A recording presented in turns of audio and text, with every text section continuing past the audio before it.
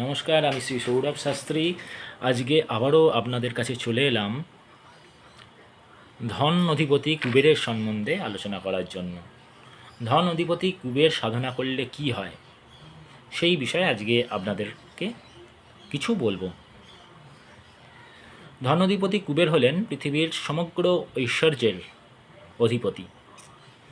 মহাদেবের আশীর্বাদে তিনি এই বর লাভ করেছিলেন যে পৃথিবীর যত ধন ঐশ্বর্য আছে সমস্ত কিছুর অধিপতি হবেন যক্ষ অধিপতি কুবের। তিনি একজন দেবতাও বটে।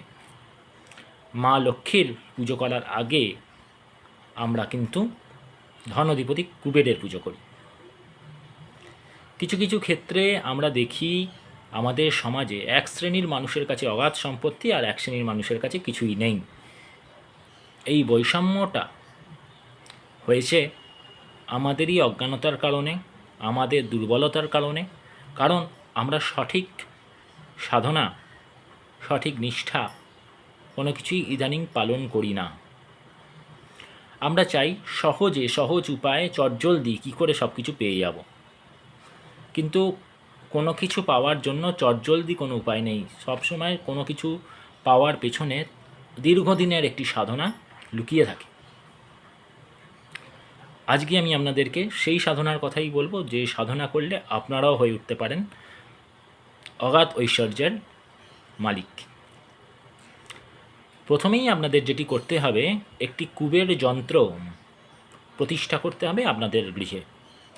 ঠাকুরের স্থানে উত্তর পূর্ব কোণ করে আপনাদের এই কুবের যন্ত্রটি প্রতিষ্ঠা করতে হবে। কুবের যন্ত্রটি হতে হবে তামার, রূপোর অথবা সোনার। সেই যন্ত্র আপনাকে সঠিক বিধি অনুযায়ী প্রাণ প্রতিষ্ঠা করে আপনি যদি আপনার গৃহে রাখেন, সেই যন্ত্রকে দর্শন করা মাত্রই আপনি অনেক আশীর্বাদ লাভ করবেন। এই যন্ত্রকে আপনাকে নিত্য পুজো করতে হবে এবং এই যন্ত্রের একদম কেন্দ্রস্থলে চোখের পাতা না ফেলে, মানে অপলক দৃষ্টিতে আপনাকে সেই যন্ত্রের কেন্দ্রস্থলে তাকিয়ে একটি মন্ত্র জপ করতে হবে। যখন আপনি আসনে বসবেন, সেই আসনটি হতে হবে লাল রঙের। যন্ত্রের সামনে থাকবে হলুদ ফুল, সুগন্ধি এবং একটু মদ। এরপরে এই কুবের মন্ত্রটি আপনাকে জপ করতে হবে প্রত্যহ 108 বার করে। মন্ত্রটি আমি বলে দিচ্ছি।